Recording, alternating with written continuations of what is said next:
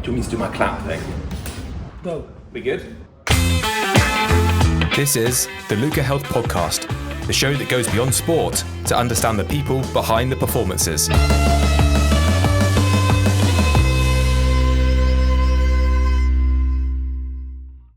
Welcome back to the podcast. I'm Nick Greenhalgh, co-founder and CEO of concussion management startup Luca Health. And today I'm delighted to welcome ex-England cricketer James Taylor.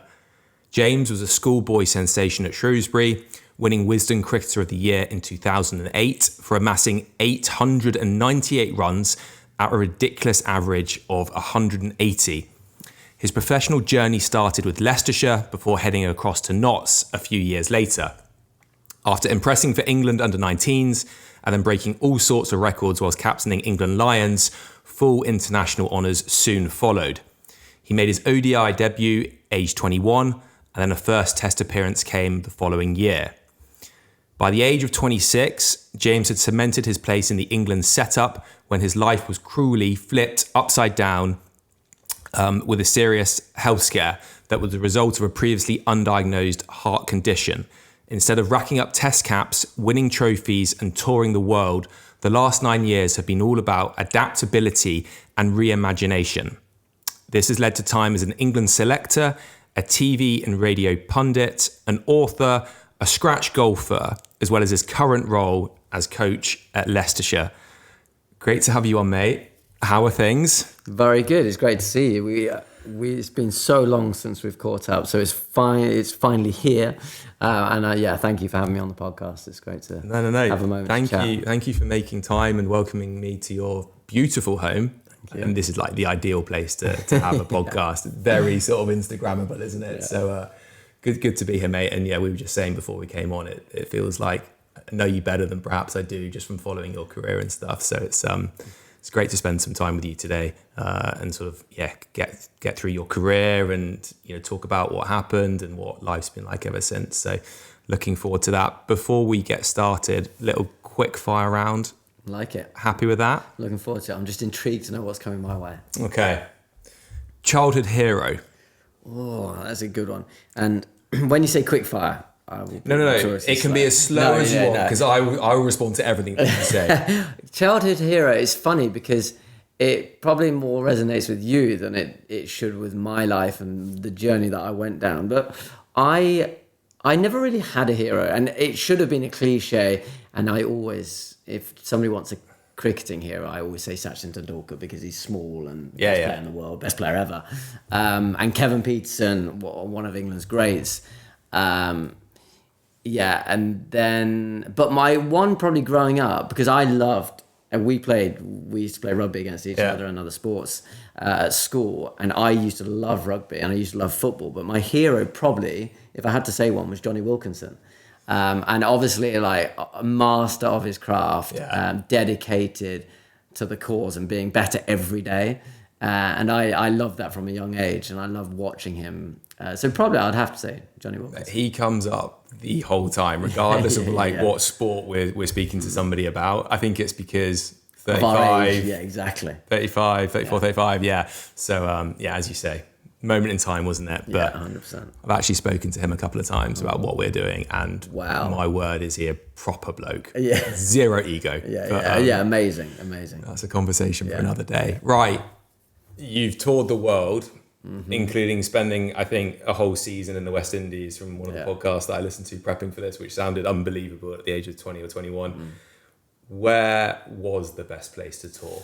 It's a great question, because we're so lucky as cricketers, and especially as being Northern Hemisphere, like we play all year round. So we obviously play the 6 months in our summer, and then nobody else around the world is really playing. So we go abroad, and it's a great life when you travel, living your best life, traveling, making memories, new experiences, and also playing for your country is generally pretty cool. Totally. I think the best place, I'm going to give you a couple. Obviously the West Indies is amazing for all the reasons we know, and they're so passionate about cricket, and it's such a special place when you have downtime as well. My favourite place in the world that I would live tomorrow in is probably Australia. Really? I probably shouldn't say that because I could have copped it in Australia in terms of the abuse, but I never really did, especially playing club cricket. I played a lot of club cricket. I was very lucky to play for England there, had the World Cup there in 2015, scored some runs there, which is always nice. The pitches suited me. I love the climate, so I love the heat. Great people. The lifestyle is amazing. So I'd probably have to say Australia, and I would live there tomorrow. The other place I love is Dubai, which some people, which might be Marmite for some people.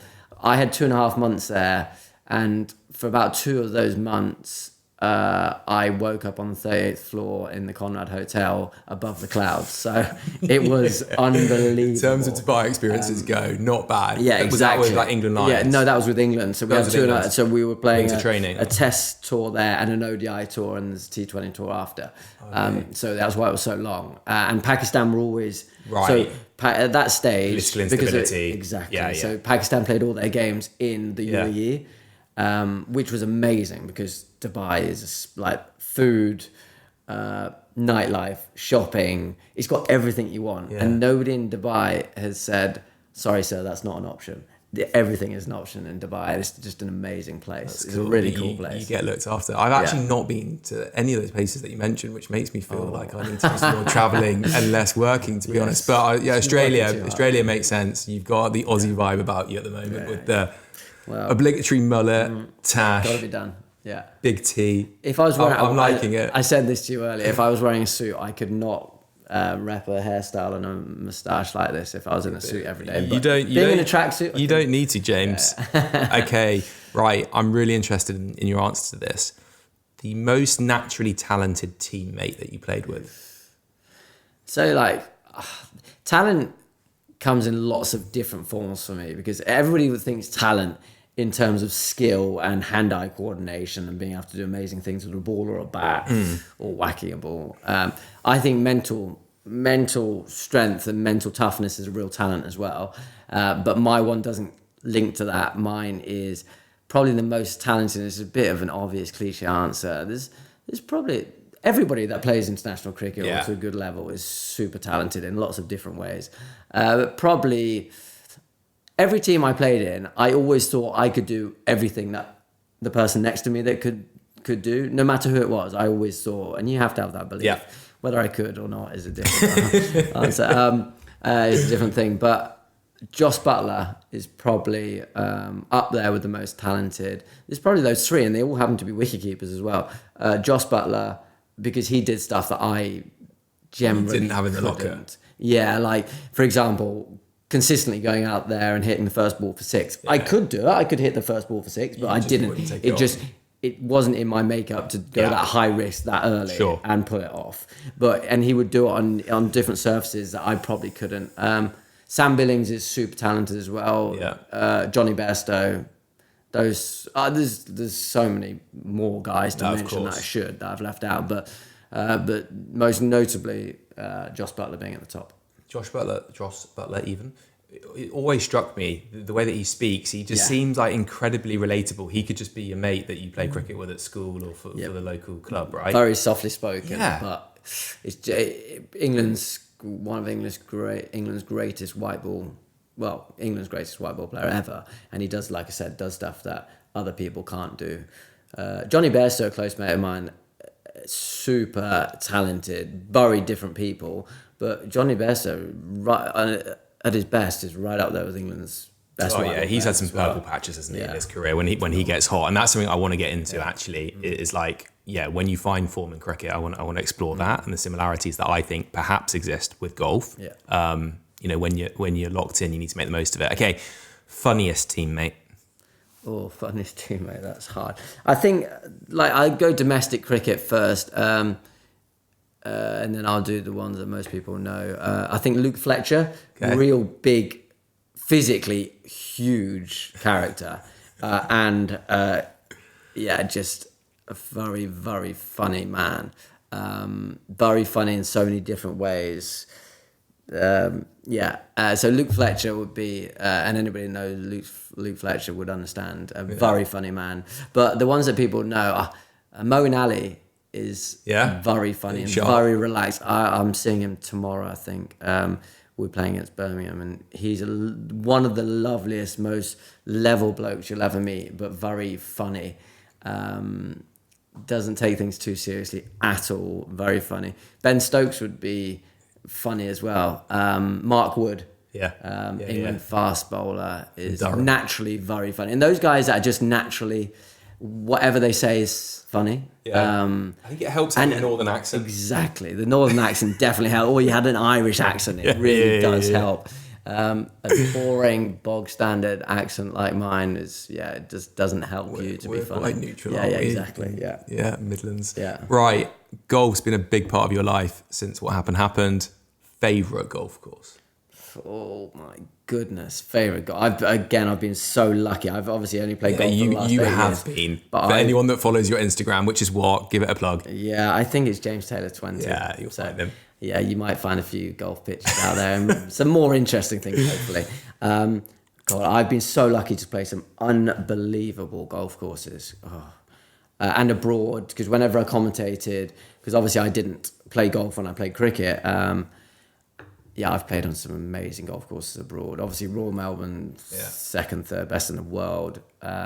Cape Kidnappers. I'm a sucker for views. Okay. So when when somebody says, "Oh, we're playing the third best course in the world," you're like, "Oh, I was a bad golfer when I first started, and I thought I'm expecting like mountains, waterfalls, just beautiful things." But this was just a proper golf course for anybody who loves golf. That was an amazing course. Cape Kidnappers in New Zealand, phenomenal views.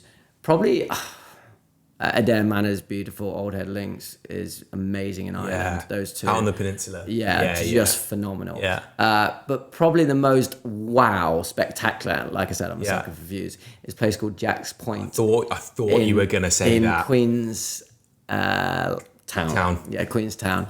And I was very lucky. Just a quick story. I was very lucky that I was there commentating on the England lads. They had a spare spot on their plane the following day to go and play golf. So they picked me up. So I got a taxi to the airport. We got on this little private plane, put our kit in the back, 8 of us, put our kit in the back, flew through the mountains from Dunedin or somewhere to Queenstown, landed at the airport, taxi is on the tarmac for us, and then played 9 holes at Arrowtown, which is beautiful in its own right, just very quirky little course. Then had lunch at Jack's Point, played this most amazing, got out the taxi, and I got out and looked around, and that was probably my most wow moment I've had.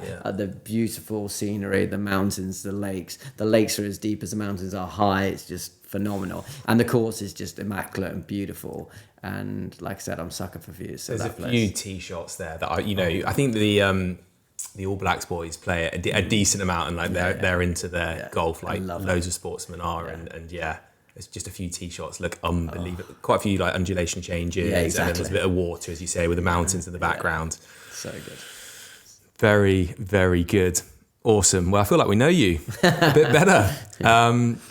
Good stuff. So I'm keen to, as you said, we know each other from back in the day, from Jules on the prep school playing fields. You were at Madewell and I was at prep school in Northampton that's no longer around, unfortunately. But I always knew of you, super talented, sportsman across the board, to be honest. It wasn't just cricket, it was football, rugby, everything. So I'm just interested in hearing the journey from, talented sportsman sort of at school, and then obviously went off to Shrewsbury and broke all sorts of records.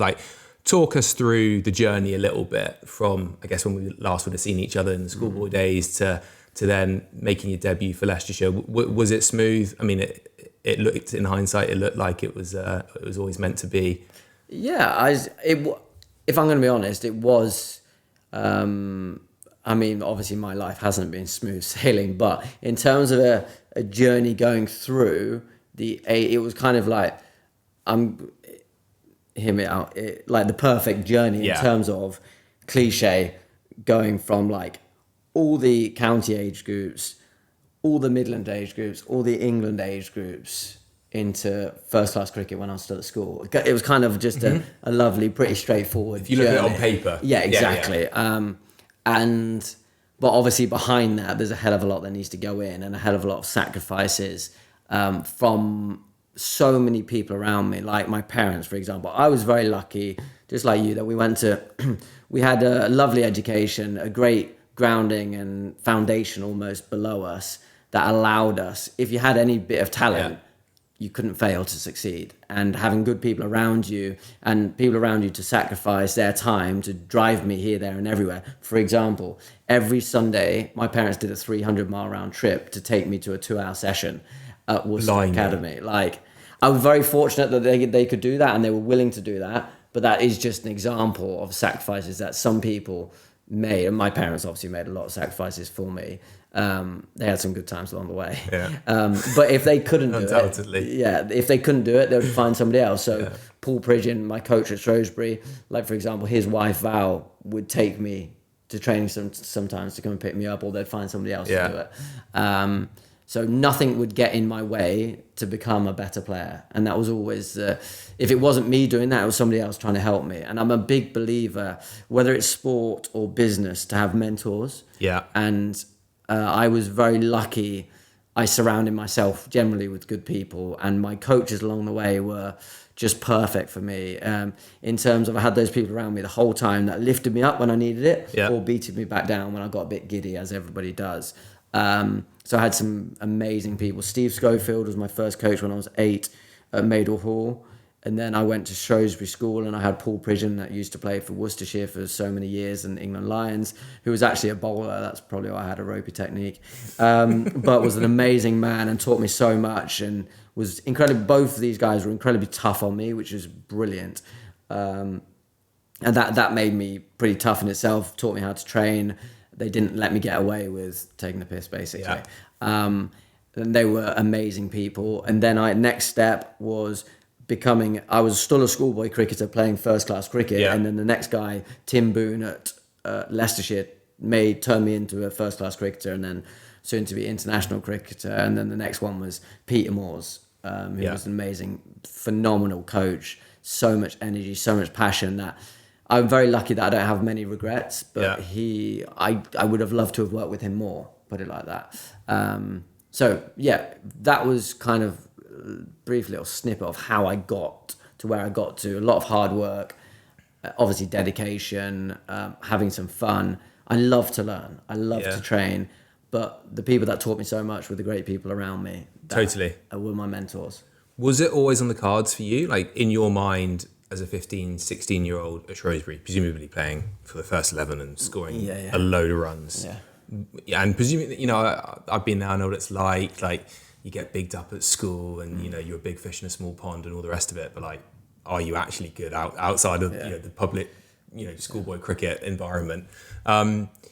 Where was your head at that age? Were you single-minded in that you knew you were good enough? Or, we were speaking just before we went live and you were saying, I never actually planned it out. It probably wasn't a dream to whatever, Captain England, but actually it was just all about the next thing. And then you look back and it all makes sense with the benefit of hindsight. I don't know, where were you? When was the penny drop moment when you were like, oh no, I'm good enough here. I'm not just good enough to average 180 at Shrewsbury.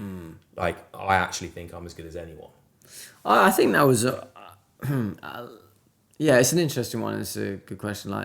I never looked too far ahead. I never thought, I don't think I did anyway, I'm going to be England captain or I'm going to play for England.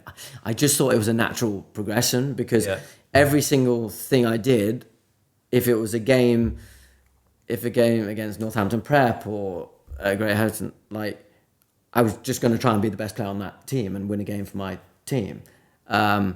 And I was then the next one, I was just going to try and score 100 and just be the best player on the field and win that game. And it was just a natural progression. So it was like, I'll play my county age groups, and then I'll go into the next age group, and then I'll go into Worcester Academy. And what happens at the end of the Worcester Academy? Well, if you do well, you get a contract. If you do well in the Midlands, you then play for England under 15s. If you do well in that, you'll probably then go to England 17s. It was just, I was always going to try and be the best. And I can actually remember one of the best phone calls I ever had, obviously an England phone call, test call-up's quite cool. But when I got called up to the Midlands under 13s. Yeah. Because that was my biggest moment yet. And it was kind of unknown. And that I've was seen the picture of that in your book. Is that where Andrew Caddick's Yeah, Andrew presenting you? Caddick. Yeah. So, and that was probably like my biggest moment. Yeah. Like taking everything into account. That moment of that phone call, the elation that you feel when you get a call, like that Midlands under-13s was like that first stepping stone of being an England cricketer. And like I said, I was very lucky to have a great journey. Like everything was in place, like Midlands, England, all age groups, then to England when I was very young. And yeah, I never looked too far ahead. Yeah. It just was a natural progression for me. I think that's probably why you were successful, to be honest. And like, it's interesting what you say. It's oftentimes that first step that you make is arguably the most important, because then your eyes are open to what's possible, and then you're constantly moving the goalposts. Like we did a podcast with Finn Smith, who's away with the Lions at the moment. Yeah, and I was like, blimey, like, did you think this was possible a couple of years ago? And he was like, well, no, not a couple of years ago, but actually it all makes sense because I just achieved the next thing, the next thing, and then ultimately, like, yes, like the Lions was a possibility when I would never have even dared think about that 2 years ago, and I think that's a very interesting perspective. Yeah, and we touched base on it earlier. Like, I'm a big course. We set goals. Everybody sets goals, hopefully achievable goals and realistic goals, but something to aim at. But so often, so many people lose their way by just looking at the goal. Yeah. But how are we going to realistically achieve that goal? And what does that process to get there look like? Yeah. And like I said, I loved learning. I loved training. I was desperate to get as many experiences under my belt because I'll never know when it's going to help me. Like when I was playing test cricket, I still played club cricket because I never knew when I was going to learn a shot, and I could take it into the test match or an ODI. But I was very lucky that I did the basics. I hammered the basics because I knew that is what's going to allow me to get to where I want to get to, whatever that goal might be. For example, I can remember only once in my career thinking, shit, I can't play this shot because I haven't practiced it enough. Yeah. I haven't practiced it the day before. I know I can play it, but I just, in my head, I was a big player and I was a big percentage guy, risk reward. So I'm not going to play this because I didn't practice it yesterday, so there's a better option. And that's the way I kind of lived even though I wasn't academic and not a data-driven guy, I worked in percentages. Yeah.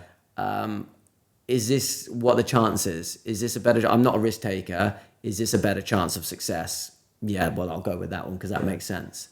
That's interesting. I want to get into like the goal setting and tangibly what that learning looked like beyond just, if I don't feel prepped for it because I haven't done it recently, then it's not worth taking the risk. Yeah. But I remember harking back to prep school days, Rob Taylor, family friend of ours, like when known of Taylors and stuff, and like was he a bit of a different cricketer? I always just thought, I don't know, maybe because I knew him better, like he was a bit more swashbuckling, whereas like when we played you guys, you were much more like solid, like played the percentages. Yeah, and that's why I love the game, because that's why I love golf as well, same as cricket, because there is no one way. Yeah. And I always had a smile on my face when people would look at somebody at prep school going, because he perceivably might hit it harder, or he's bigger than me, or bowl faster than me, he's a better cricketer. Yeah. And I would be smiling. Because I'm like, my inner drive and determination and competitiveness, it's all good. I'll show you. It's fine. You had that. Yeah, you had exactly. That. Nice. And I love that was motivating. My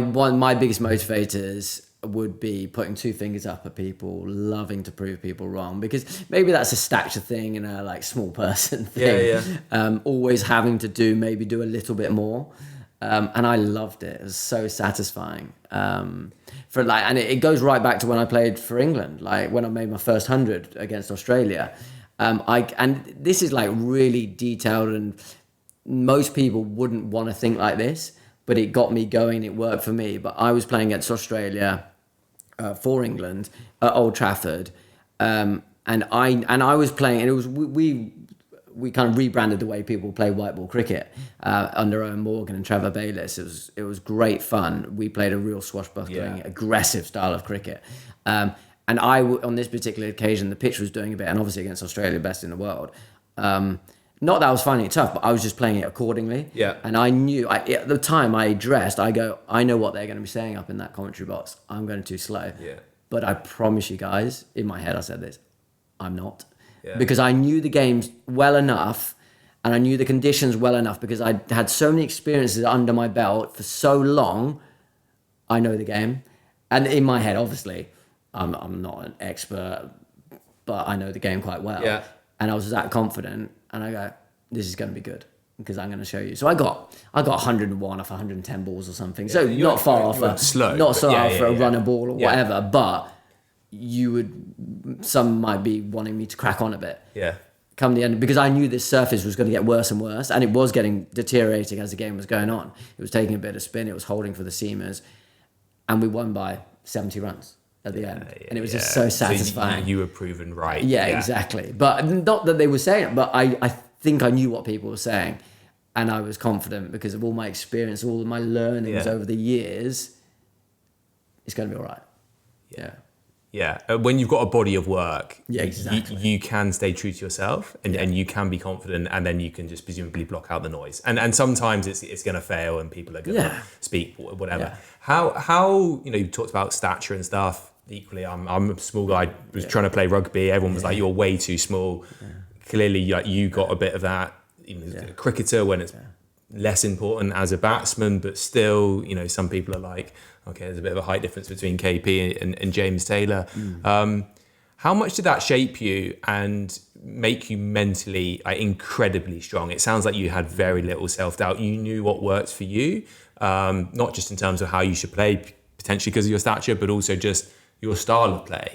Like you weren't naturally swashbuckling, you're going to play the right shot at the right time. I don't know, how did that inform how your career played out? Was it tough at moments? Again, I was very lucky that even though there was lots that happened in my career, I didn't fail as much as I could have. Yeah. I was very lucky. Yes, I got dropped from England when arguably I shouldn't have. I was still averaging 50 in domestic cricket, 53 or 52, whatever it was. And I only had 3 innings when I first played for England, and there was lots of noise with KP and too small and whatever. But that was probably the best thing I did was when I was 21, all this noise, I just never let it in. Yeah. I didn't hear it. Honestly, I never heard it. I know it now because I've heard it since, what they said. But I never heard it as a 21-year-old. As in you were never aware of it? Yeah, or because you I just never listened to it? Yeah, never. You knew it was there? No, not really. Because I was in such a good place and so aware of what I needed to do and what I didn't need in my life. Yeah. It never came in, genuinely. And I addressed it with that KP thing, and I always do. KP obviously had some thoughts about me because he wanted somebody else to be in the team and not me, and thought I was too small or whatever, even though me and him put on 150 on my debut against number one side in the world, and I was averaging 50 odd in domestic cricket in both formats. And like I said, we put 150. Albeit he played one of the best innings ever. But he didn't necessarily rate me.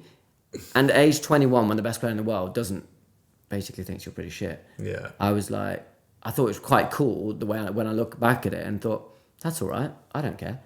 Because 1, I know he's wrong, but 2, I don't necessarily respect what he has to say because of everything else going on. Yeah. I didn't see the best sides of KP when I played. Yeah. So I thought that was a pretty cool moment. To acknowledge at age 21, I mean, and to have the presence of mind not to let it fluster me and not to let it in, I thought was quite a cool thing at the time. I think that's staggering at the age of 21. Because when I was a 21-year-old, pretty impressionable. I would say, like most people are, right? They want to impress people, they want to be liked by people, particularly those that are in higher position of power. Everybody's got their own insecurities. I have, but that's why maybe it had somebody, and it's a shame because KP is obviously a great player and one of England's greatest. Oh, he was. We never saw eye to eye for whatever reason. But had Andrew Strauss said, I think James Taylor is pretty shit, isn't he? Right. I would be like, oh no. Right, because you respected what he had to say. Exactly. Right. KP was misbehaving at the time. Yeah, exactly. And so I didn't see the best side of KP, which is a shame, but obviously phenomenal player. Yeah. But to address it and not let the noise in. And also, don't forget, and this is why cricket and golf are great, because there's no one way. Yeah. to do something, and it would be boring if everybody did something the same way. Totally. I didn't necessarily have the prettiest technique, the most orthodox technique, but I had a very efficient technique that worked for me, and I knew it better than the guy next to me. I knew it better than he knew his game, if you know what I mean. And that's what makes it work. It's a bit like Jordan Spieth. It doesn't matter how, it's how many. And it's how you come back.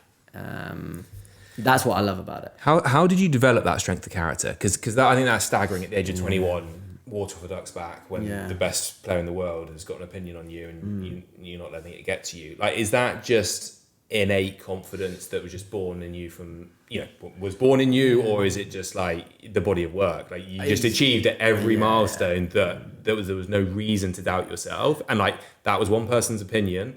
You still had the opportunity. It's not like, I know that you got called up to England and then you got dropped and then you came back and then you got established. But it's not like you had these. You were constantly up, down, up, down, up, down. You were kind of like a nice natural linear progression. So it was that sort of like how you thought about it in your mind? I think it's a good question. Where do you get that? It always fascinates me where mental toughness comes from, and I'm a big believer. Obviously, where does confidence come from? I'm a big believer in, like you said, body of work is a great phrase. Like, it comes from that body of work. The work that you put in, if all things go according to plan, you'll get it out. You'll get the rewards. If you've got what it takes, mental toughness, talent, skill, determination, all of the above, and knowing your subject incredibly well. And that comes from all the hard work and the experiences that you've had previously. And that's where that confidence comes from. But I think it's deeper than that, because I think you need a bit more than that, because nature versus nurture. My parents have always been incredibly tough. Great. I mean, I was a little shit at times with them, because again, I knew what I wanted, and uncompromising. And I was cheeky and just a little rogue at times. But they, as well as the people they got around me, made me, I guess, pretty tough and resilient. Whether the height thing also came in, because you have to work a little bit harder. You have to find a different way, a different route maybe to get to where you want to get to, because in any one moment or any one time, because it's my height of 5'6" isn't standard. But people act like I've just suddenly become small. I've always been small. I've always had to do things differently. So it's just what I've always known. But the whole resilience and mental toughness fascinates me, because I love the whole mental side of the game, and that's what I love in cricket now, and working with people, and I appreciate those that are mentally tough. I think it's really fascinating. I also find it fascinating how those that can be the standout players at school or in county, academy, don't necessarily always make the step up, and actually don't always make the best professional players for whatever reason. Rugby, the game that I know best, the guys making all the breaks and doing the offloads, fundamentally it's just a different game. It's at schoolboy or academy level versus the professional level, when actually, in professional setting, it's all about sort of distribution and a technical skill set, because you're just not going to have the space and time, and so you can't be that standout. You've got to be, that piece in the system that's moving around the park, as it were. Any thoughts on that from a cricket standpoint? Because it sounds like, you're not being the biggest guy in the room, and you having to work out what works for you in terms of how you play. That sort of just molded you to excel in that high stakes environment, when somebody that was looser, potentially a bit flashier, you're going to get found out. I totally agree. That's a great one. Because I was of a different stature, I was a little bit smaller. I couldn't necessarily, I played for Shrewsbury first team when I was 14, 13, my first year. And imagine how small I was, playing against 18-year-olds. And doing that, you have to find a way. Because I couldn't belt the ball. I did actually hit a 6 in one of my first few balls playing, and my first game. Nice.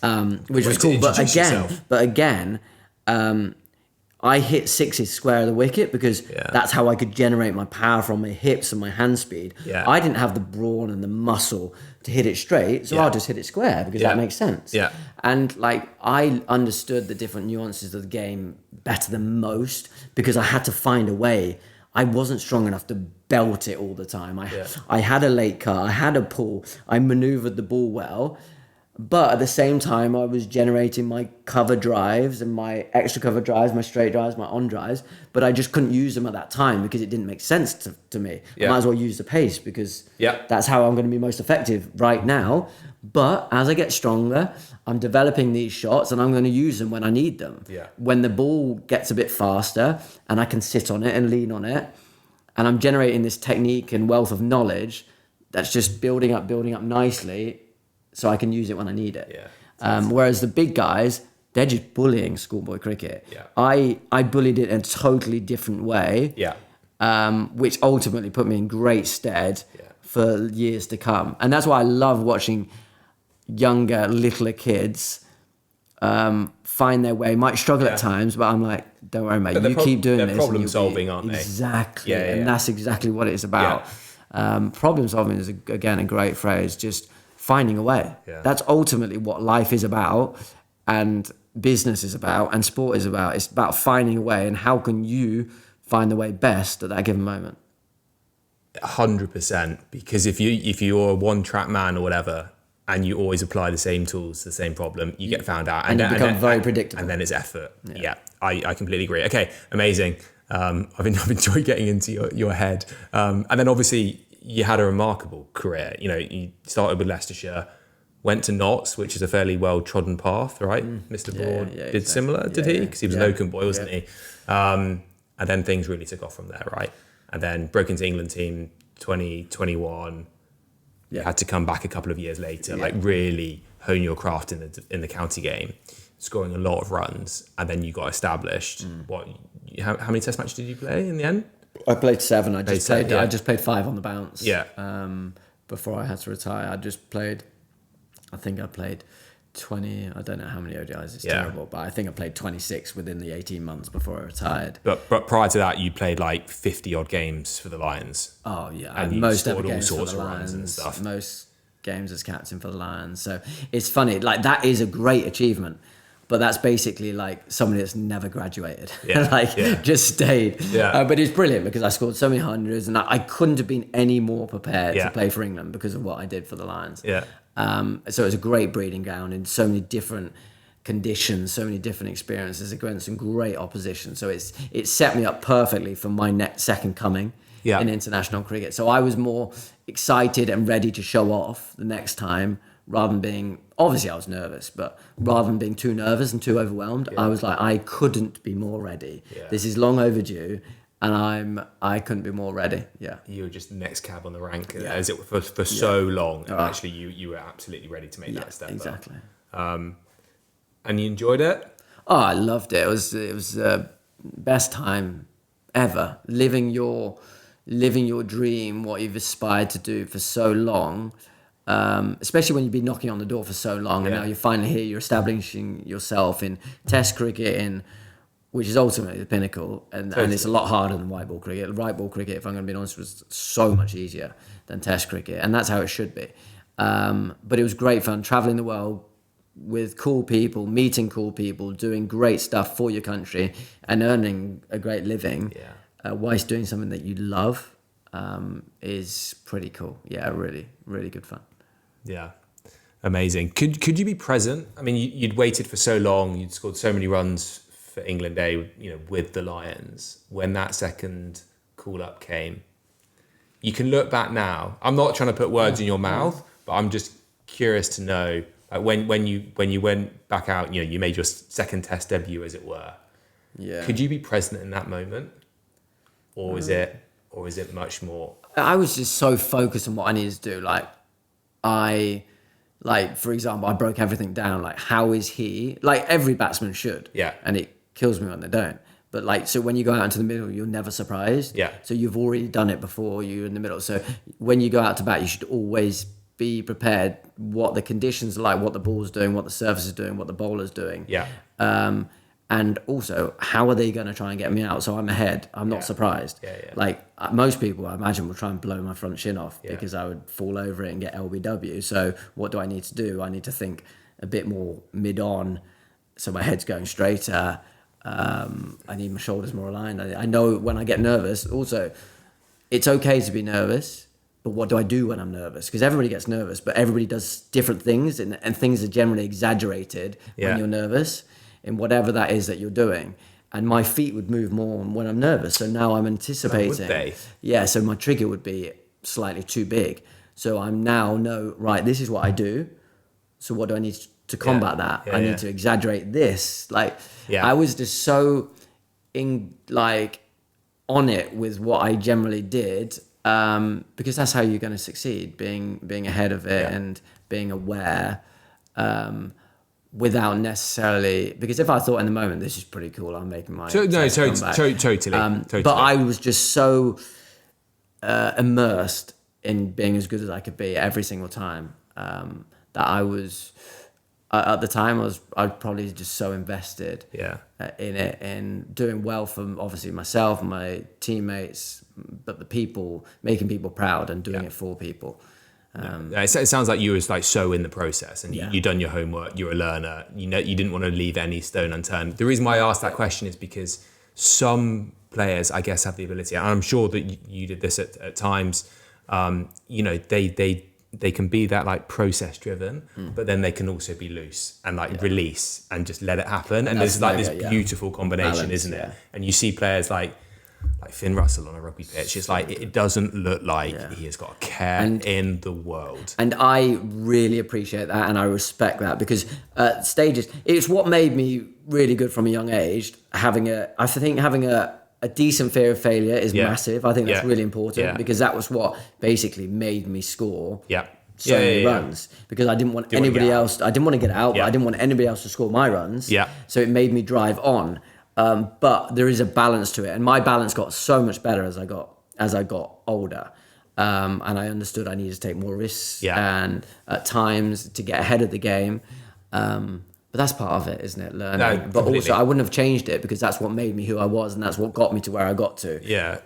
By just being so diligent, like you say, process driven, without me overthinking it at the time. It wasn't too much. I kept things very simple. But just doing what I needed to do at the time. And that's why I think Alistair Cook is so good as well. Batting, and the art of batting is about scoring runs and how to score runs and playing percentages. That's what he did, just like me. We all had all the shots that we could, at any one time, we could play any shots. But we just we tried to choose the right shot at the right time to that right ball at that right moment, which just makes sense to me. And that's why I respect Alistair Cook, and that's why I think he's the most mentally tough batsman England have had, because he kept it so simple and so tight and limited. That's what made him so successful. And wasn't willing to deviate from that. Exactly. And people can get stuck into strength. him. People can get stuck into him, but actually he's the guy that's going to grind it out, and then the ball's going to soften, and then he's going to do the hard stuff for you, and that's going to allow the other people to do their thing. And I respect that so much. So I'm not a cricketer. I mean, I wish I played at prep school, but I played too much tennis. Anyway, what point does it get easier? So like, you go out to bat, you're playing for England and it's doing a bit, and you come out, middle of the order, and it's jagging around, and you're struggling to get bat on ball or to get off the mark or whatever. Like, at what point do you start seeing it? And at what point do you start to free up a little bit? Now, of course, like, that's so case by case, but for somebody that doesn't understand cricket, I'm just interested in how someone that's been at the very top thinks about that. Yeah, I think every case is very different in terms of if you took a look at every individual innings. But when I freed up is when I realised I can just play my game that I play in domestic cricket in international cricket. That was definitely in white ball cricket, because white ball cricket was so much easier than red ball cricket. But I loved that moment when it went, I'm just playing how I normally do. I don't need to change anything. And that means you're generally in a good spot, because you should trust your game to the nth degree, that it's going to work. And that makes things a lot easier. That you don't have to change it when you go up levels, because that's when you're getting a pickle. you're doing things that you shouldn't be doing / haven't honed, you haven't nailed. And I can remember a light bulb moment against Australia when I was bashing them around, having struggled initially against them because they were the best in the world. Then whacking them around, I was like, this is cool. Yeah. And I actually had the presence of mind, because initially you're so immersed in it, but then as your inning goes on, you can free up. And I chose to free up a little bit, to take a little bit in. Yeah. Like 98, not out at MCG, 100,000 people, first game of the World Cup, England, Australia. Like nervous, really nervous. I went in when we were 60 for 4 or something like this, up against it, chasing 350. Yeah. I've got a mountain to climb. I'm nervous, and I'm thinking, and I can have the presence of mind to acknowledge I'm nervous, but that's okay. I know I'm going to move a little bit more, but that's all right. This is what I've trained for. I'll be fine.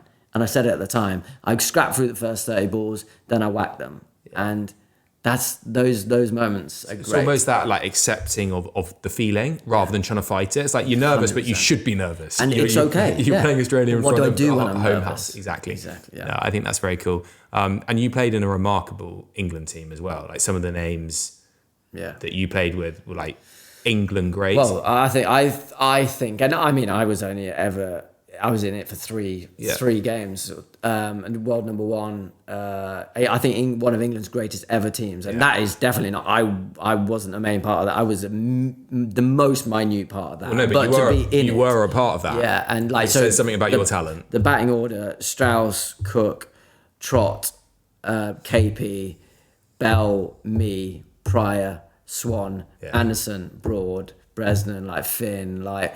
It's a great team, and that's ultimately why I got kept out of it for so long. Yeah.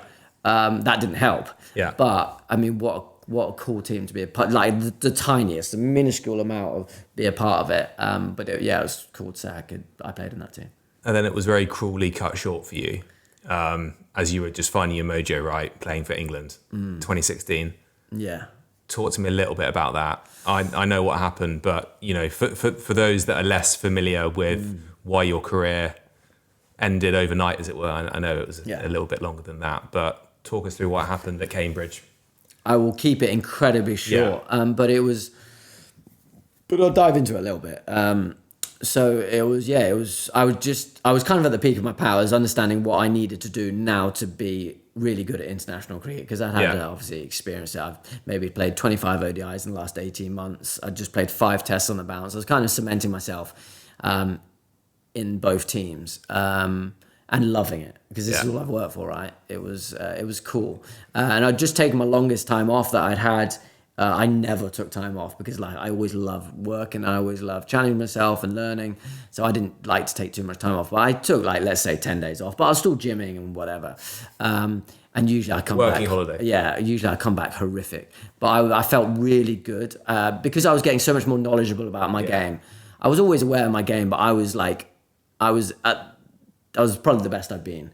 In terms of understanding my game and knowing what it takes to do to succeed in international cricket a little bit more. And 6th of April 2016, I was at Cambridge Fenners, and I was playing against the students, first game of the season, notoriously. And I can remember warm-ups, and I was thinking, this is weird. I shouldn't be anxious. I'm playing the students. There's nothing to be worried about. And it's a great opportunity. But I was like, the only feeling I'd ever had was of this being anxious and nervous. My heart was beating. Honestly, I could physically see it beating through my shirt. And I could see my shirt moving with my heartbeat. And that's no exaggeration. I then moved to the toilet, the closest toilet. It was about 10:30 now. Moved to the closest toilet. Tried to be sick because I was feeling so incredibly ill. And this was the first time in the whole journey that I thought I was going to die, and I thought I was going to pass out. I'd never had this sensation before. Obviously, I'd never passed out previously.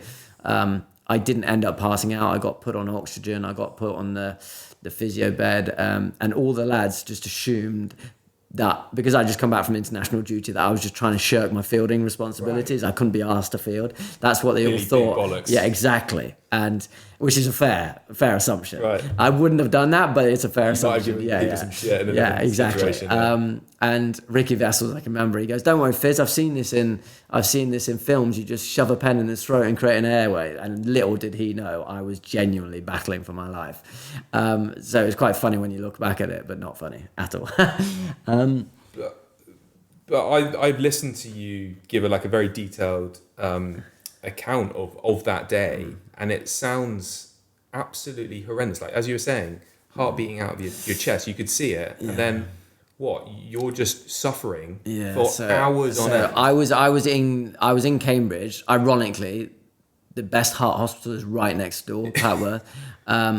And so long story short, they booked a doctor's appointment for me 6 p.m. back in Nottingham. So that's a 2.5 hour drive. I knew that you came back to Nottingham. I needed to find a way back to Nottingham. So the overseas player that I met for the first time that day, Jackson Bird, plays for Australia, drove me back. So that was an incredibly awkward journey back, 2.5 hours, not speaking, me dying in the passenger seat, incredibly uncomfortable.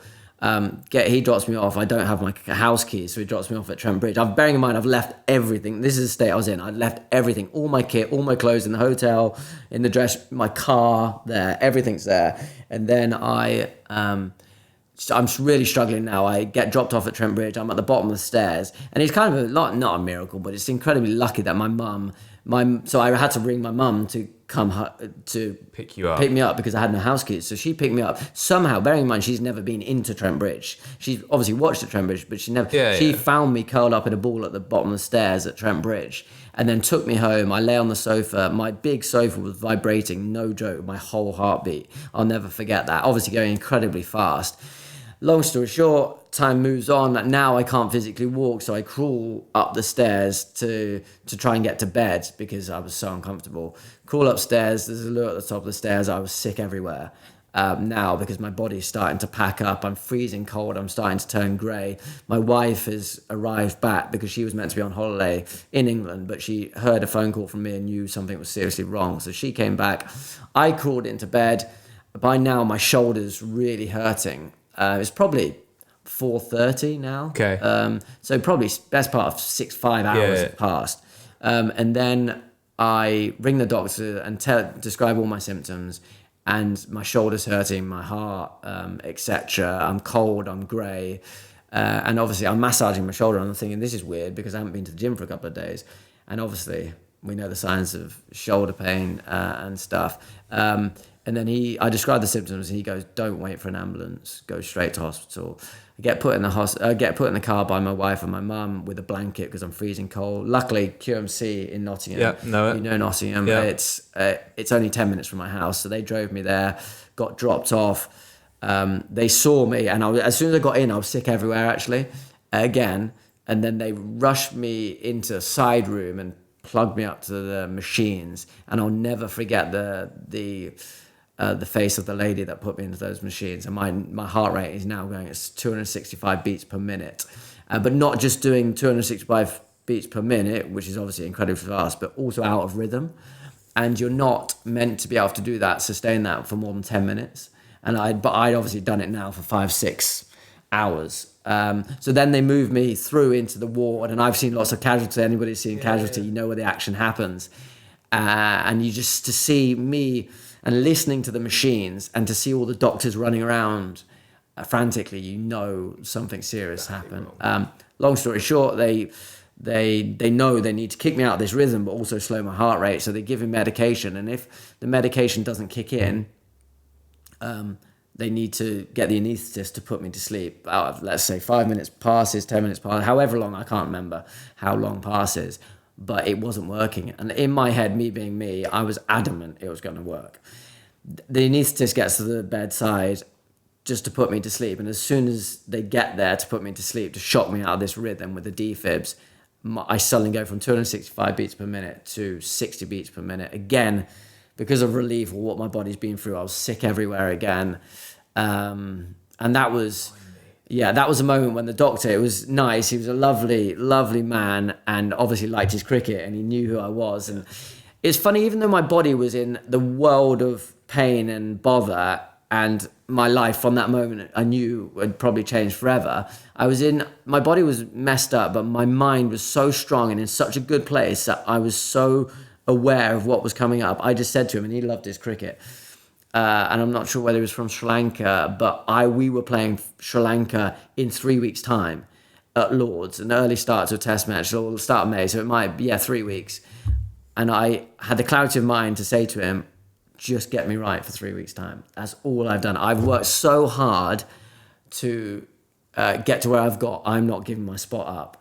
And obviously Sri Lanka in England is pretty inviting. And I didn't want to give up this opportunity. And he obviously humoured me, whatever. But he then said that he thought I had a heart attack. And I knew from that moment that my life probably was going to change forever. And it wasn't going to be an easy road to recovery. Cut a long story short, I had 3 weeks in hospital. I got loosely diagnosed with my heart condition, ARVC, which is similar to Fabrice Muamba. Yeah. And my life changed forever. I was there for 3 weeks. I had a few minor procedures. The doctor told me I can't do this, I can't do that. But if there's any way to console you, 80% of these are found in post-mortem. 80% of these cases are found in post-mortem. So the condition you have is found in post-mortem. So I was very, very lucky to survive what I went through. Particularly because it was literally like a full day ordeal with your heart beating out of your chest. Yeah, exactly. 260, like, you can't relate to that. I run like marathons now, and like a marathon you might average 178 and you feel like you're going to pass out for a couple of hours, and you've done... So they said that I'd done the equivalent of 5 to 6 marathons on the bounce.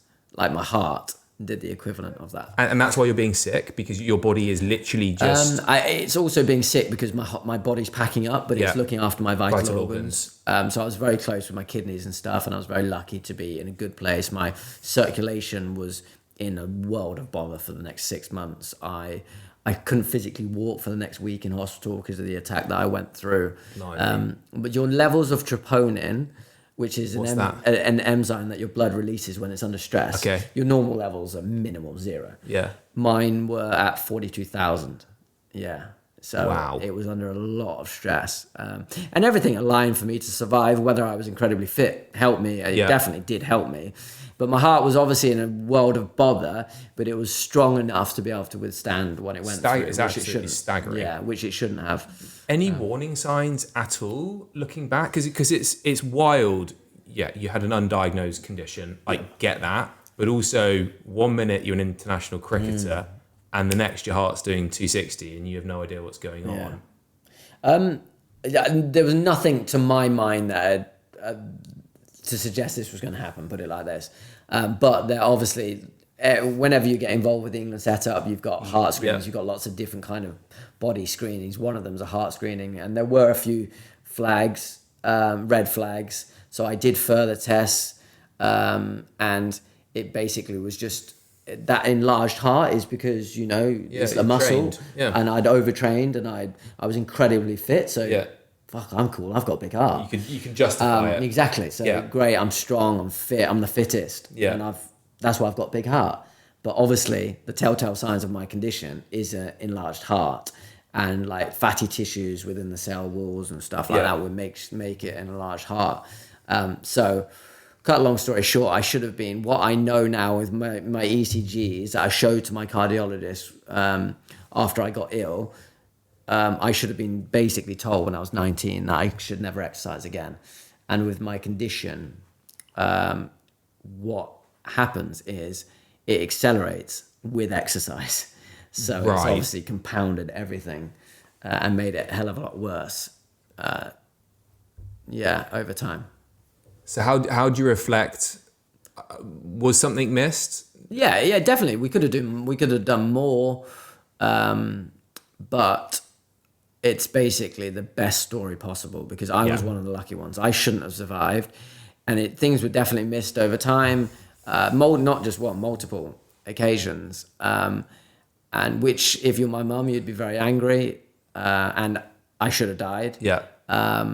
But I lived a great life, and it was brilliant, and I got so many experiences under my belt, and I was the lucky one to survive when I shouldn't have. I can understand, like, you should be incredibly angry, but there's both sides to that story. Yeah.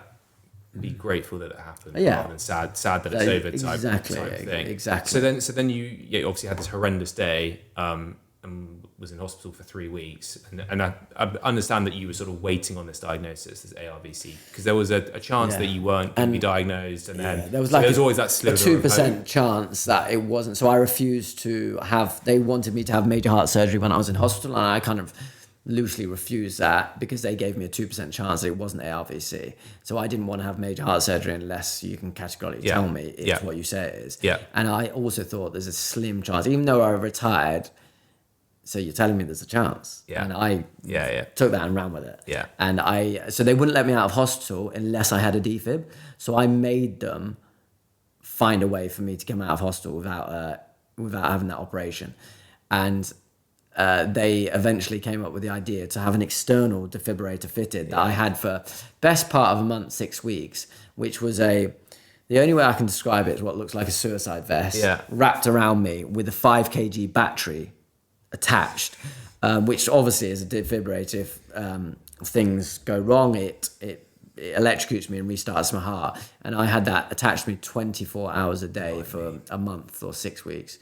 And also multiple other wires attached to me to monitor my heart, including a little, I forgot what you call it, but it's basically a USB pen shoved in my chest, which is actually really painful, to monitor my heart and my rhythms and stuff. So I had everything under the sun on me until they knew exactly what it was. And diagnosed me 100% or as much as they could with ARVC. And that only came from blood tests about 6 weeks later. And then I obviously went under and I had a defibrillator put in my chest and the wires screwed into the bottom of my heart, which was mad. Crazy ordeal. I've seen a picture of that defib. It's wild. Yeah. You had to wear that 24/7. Yeah. So then ARVC diagnosis comes, you go under, and then decisions made for you. Yeah, but I was done. Yeah, so that decision about it being ARVC, but after a week, I'd hid this from the world for a week when I was in hospital, so nobody knew. And obviously the media were wondering why England's international was not playing for his team, and I was just saying I was ill, which is not a lie. I was ill. You were very ill. And then I needed to know more information before I retired, and I could have waited, but I needed to move on the rest of my life, and that's the way my head was. I needed to understand as much as I could to make a decision, and then make that decision and move forward.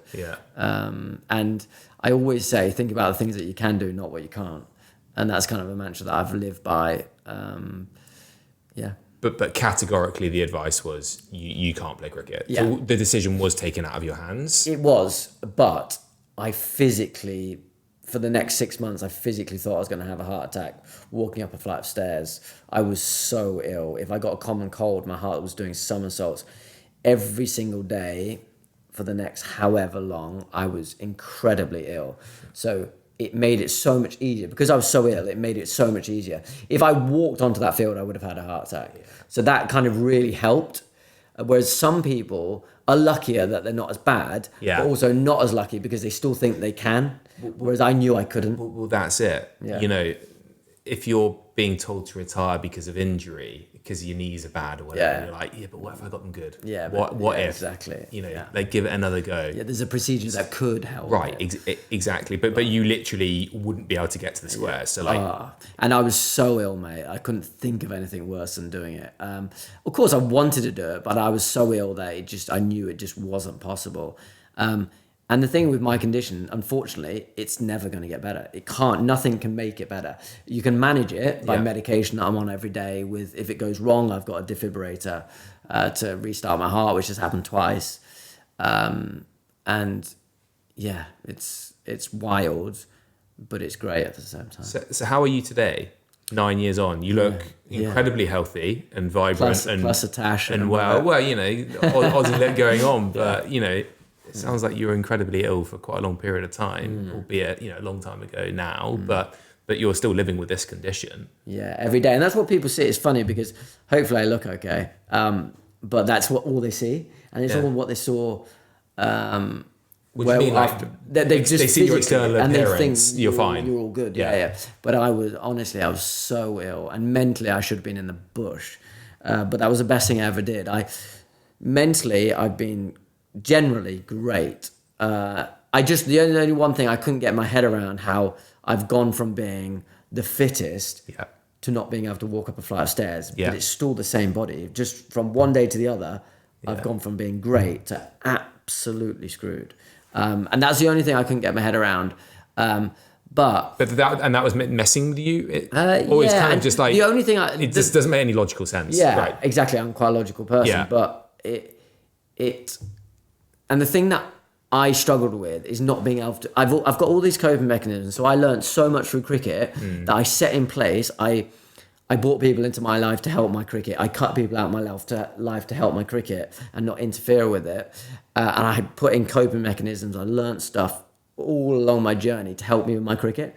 And ironically, when I needed it most, nothing to do with cricket. It was to do with my real life, to save my life. And the coping mechanisms that I learned from cricket and everything I learned from cricket really set me up to survive. Have they? Yeah, really did. And How so? like just dealing with setbacks, having the mindset to be able to think about the things that you can do. And, love a challenge. I love a challenge. I love to learn. Which is everything that I embraced for cricket. And now that mindset and that positiveness and the no pity, the lack of worry, all the things that allowed me to mentally be in those places for my cricket are now really helping me. And the only thing that I struggled with was the one thing I couldn't control was my heart. Like, it was physically in the world of bother, doing somersaults all day, every day for such a long period of time. And for the first time in my life, I was scared. Okay. And that was a horrible place to be, being vulnerable and scared and not invincible. I'm a professional sportsman. I'm top of my powers and I'm invincible. And now I'm not. You're not in control anymore. And that realization was scary. And for the first time ever, of course we've all been scared, but I'm scared 24/7 now. Because you don't know when it's gonna. I can't control it. The one thing I can't control. And I knew, so what I chose to do, so I knew physically I couldn't control myself. But the one thing I can control is my head as much as I possibly can. So I thought about this, and that's why I chose to be so open from word go. Because I know life is tough enough without battling with myself. So I chose to be very open, and I never had a psychologist. I didn't use one, but my psychologist was my wife. So I unloaded on her. My heart was doing somersaults. Like I said, I would have 20,000 ectopic beats a day. It's like somebody flicking you in the chest every second. So, and every time my heart did a somersault, I'd grimace or I'd pull a funny face. My wife would ask me a question like, "What are you feeling?" So I would explain to her, rather than battling and keeping it in and everything being exaggerated inside my head. I let it out, and I was very public with things. Very public with things to tell my story. To hopefully I can help people, but also at the same time I'm helping people. I'm selfishly helping myself because I'm getting it out. Totally. Do you know what I mean? No, totally. Like, problem shares a problem halved, and when you speak about anything, you just kill that rumination, right? Because when you're struggling with something physically and then you're thinking about it, you spiral, right? And you have zero ability to be present. And we all have our insecurities and we all have the things we worry about. But if we share them with people that we trust, that we can rely on, that might be able to help, they just might be able to move you forward and lessen that anxiety, that worry just a little bit, and then hopefully you can solve it. But also people are thinking about themselves. So if you don't share that with your wife, then your wife's wondering what's going on with you, and all of that stuff. And I think it's so powerful by being vulnerable. 100%. And being willing to learn through others and and just accept a little bit of help in whatever that way is. But that's why it's so important to have people around you that you trust, whoever that might be. That's not going to judge you either. Completely agree. Vulnerability, I think, is the ultimate in terms of being authentic, isn't it? And I think particularly when it comes from people in leadership positions as well. You don't have to be the strong guy at the front leading the charge, right? And you can have the biggest ego ever, but you can still be manage that ego, but still be willing to be vulnerable because you know yourself and you know that's what you need. And like every sportsman has a big ego, and that was probably the hardest thing of this whole thing. One, being scared and being vulnerable, but I would say it's the biggest ego then. ever because I was top of my field. Yes, not the best player in the world, but hopefully I was striving to be. But I was playing for England, I was doing well. And now I'm not that guy walking down the street when a kid goes, oh, that's James Taylor, the international cricketer. It's my identity crushed. Yeah. And it's a huge ego dent. That amongst being scared and vulnerable for the first time ever, you just have to find a way to accept it and move on. And we spoke about it earlier. One of the other things is once you stop being a professional sportsman, you realize for the first time ever, nobody really cares. Yeah. I said this, and it's a bit brutal and a bit blunt. Yeah. But me scoring 100 at Lords or 100 against Australia, at the time, you think the whole world is watching. Totally. And yes, a lot of people might have been watching for 5 seconds while you used to lift that bat or win that game for somebody. But really, when you boil it down and you take a step back, nobody really cares. In the big schemes, of course, your family care and your friends care for a minute. But once you accept that there's a lot bigger things going on in the world. And that ultimately, I thought about that when I played as well. When I was really nervous, I was shaking at the crease. Not that I did it too much, but I thought, you'll be all right, James. There's worse things going on in the world. And that was my way to... Wow, you did have that perspective. So I did have a perspective. Yeah, I did. But I was very... Self-absorbed would be strong, but some people might have said it. But I knew I knew where I wanted to get to, and I knew how to get there, and I knew what I needed to do. So I was quite single-minded, like every professional sportsman. But I did have a level of something perspective to allow me in those moments to go, it's okay.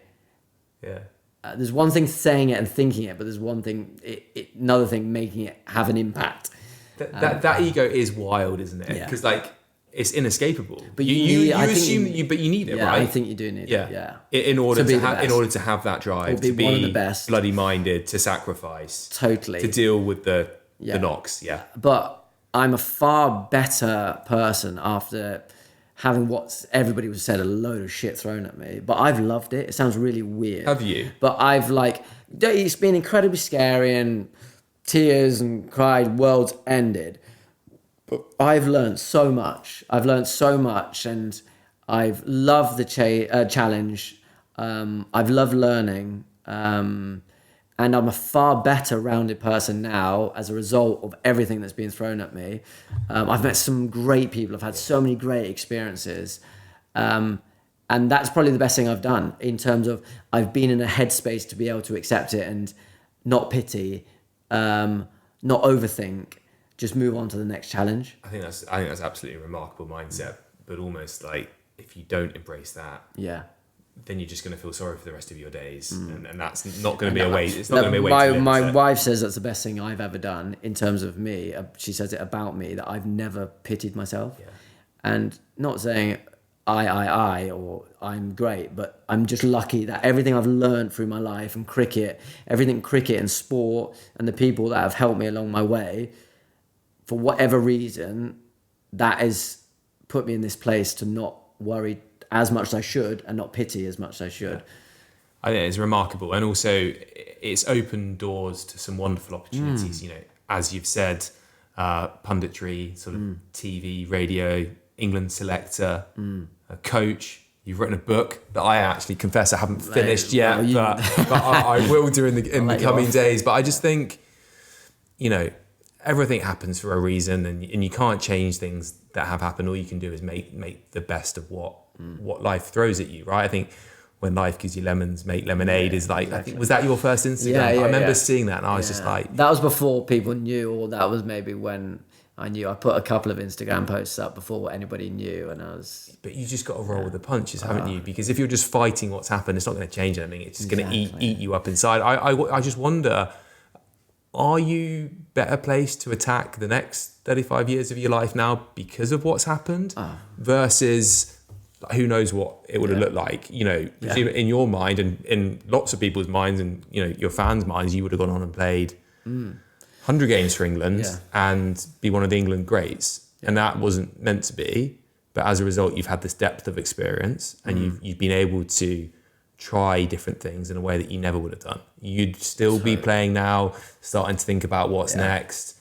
And yes, you would have toured the world a few more times and been paid some money from the game. But I just wonder, on a personal level, you must be so proud of what you achieved, but also so excited that you've had the cricketer days behind you. You've done the media stuff, now coaching. I don't know, how do you think about what's next, and I guess a level of gratitude in a funny kind of way for sort of the platform that it's provided you with? Oh, 100%. I'm very lucky to be where I'm at. The only frustration is I didn't get to show more people what I could do in cricket. I obviously showed a number of people around the world and stuff, and that was great, but I didn't show the full me, which is the only frustration. I showed glimpses at times, but that's the frustration. But like I said, I've had so many amazing experiences through what's happened. I've embraced the challenges. I've learned so much.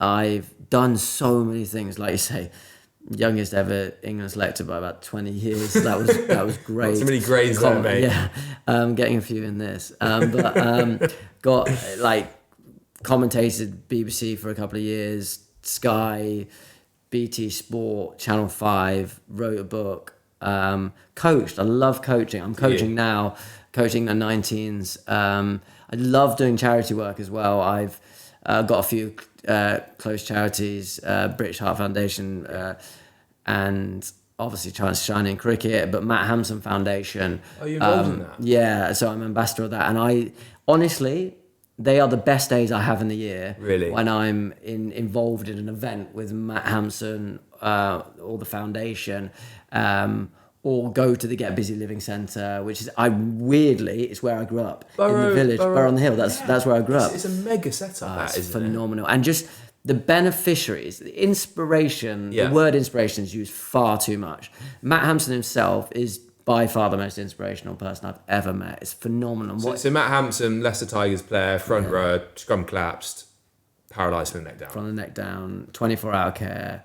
When he was young? Yeah, when he was 21.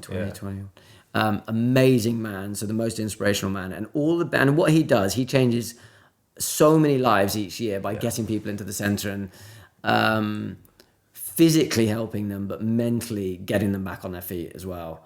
And just the people that are involved in it. The beneficiaries themselves are the most inspirational, inspiring people.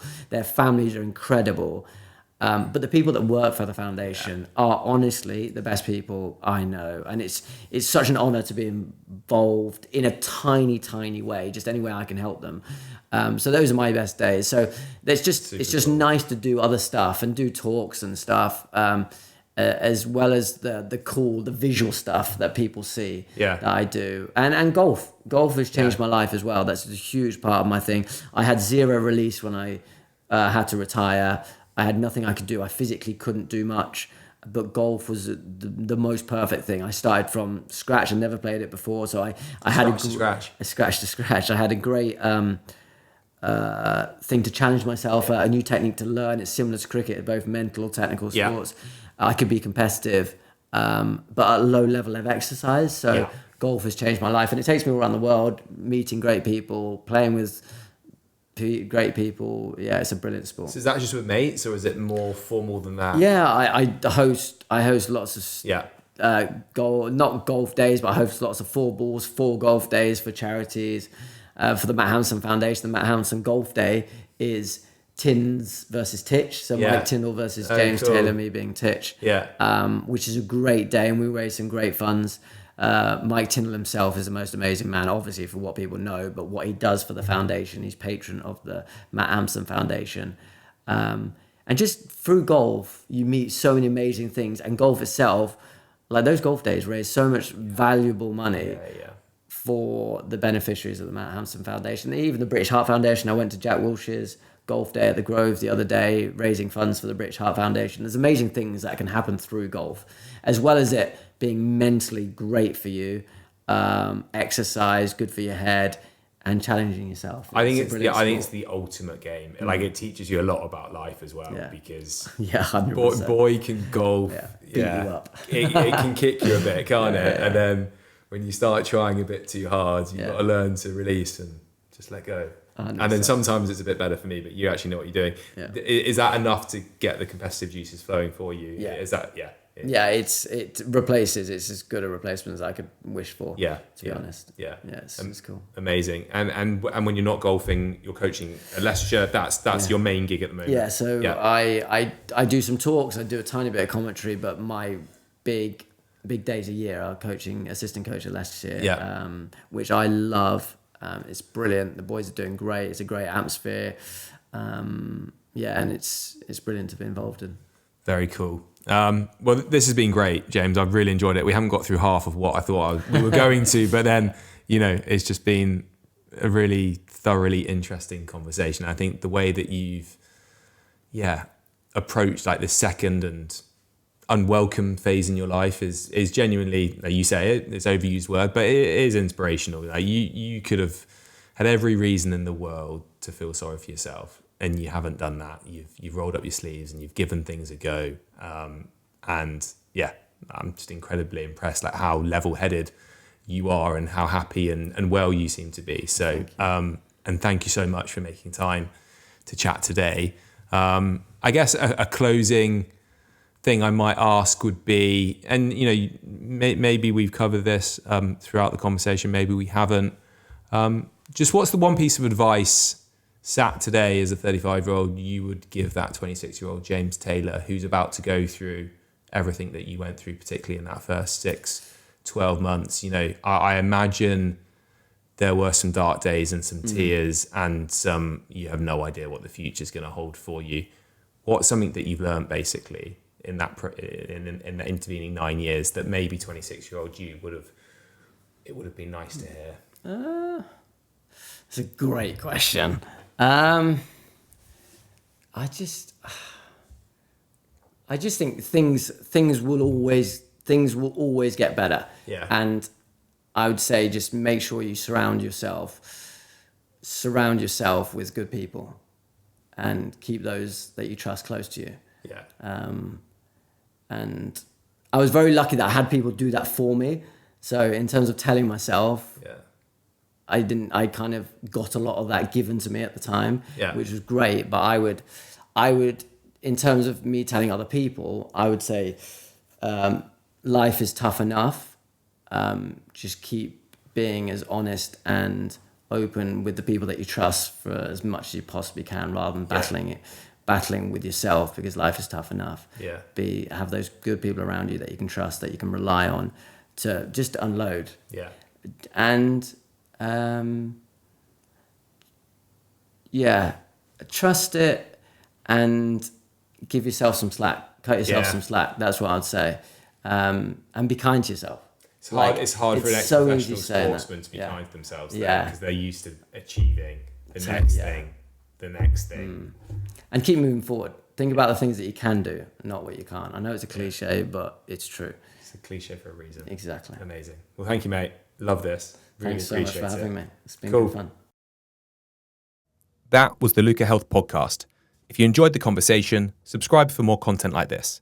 You can find us on Spotify, Apple, and YouTube.